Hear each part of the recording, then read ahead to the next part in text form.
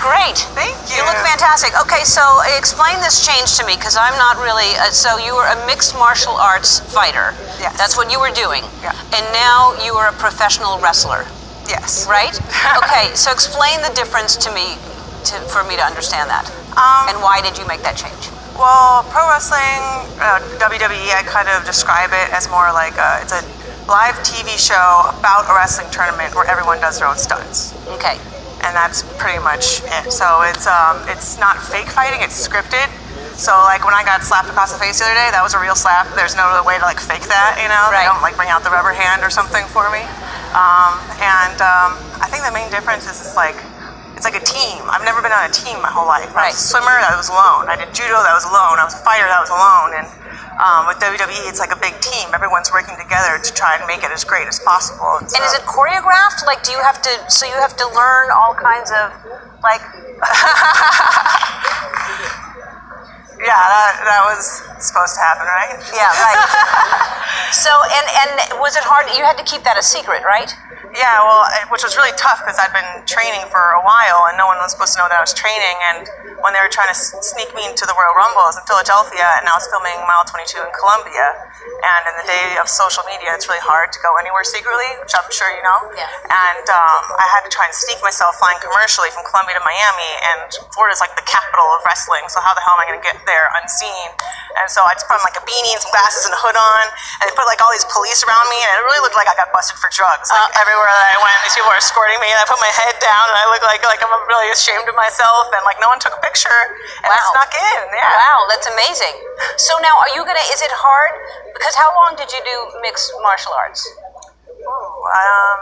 I would say maybe like 6-7 years. 7 Right. years. So how do you not automatically, when you're in a ring with somebody, slip into something and just like do something that you're not supposed to do?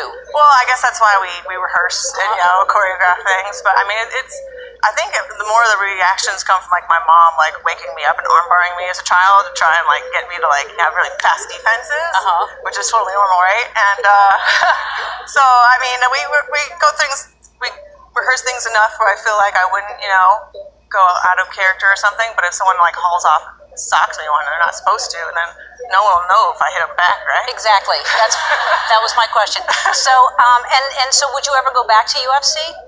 I don't know.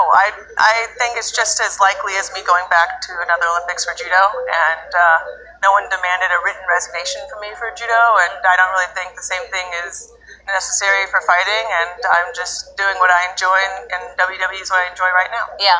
So you were here, I don't think it was the last time, but my favorite moment is when you were here and you were showing Andy. He really didn't think you were going to hurt him, but you did. So this is you throwing Andy down, and then he kept trying to get up, and yeah. I was being really nice about it that day. I know. That's like the really cuddly version of that throw. Yeah. And you were just talking, having a conversation. I thought that's what we were supposed to be doing. He was fighting me back. I didn't know I was in for a fight. Yeah. And then he finally tapped the mat. And then he finally gave up.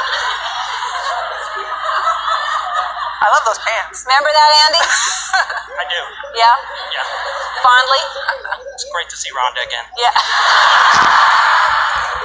So I want to talk about, you have a farm?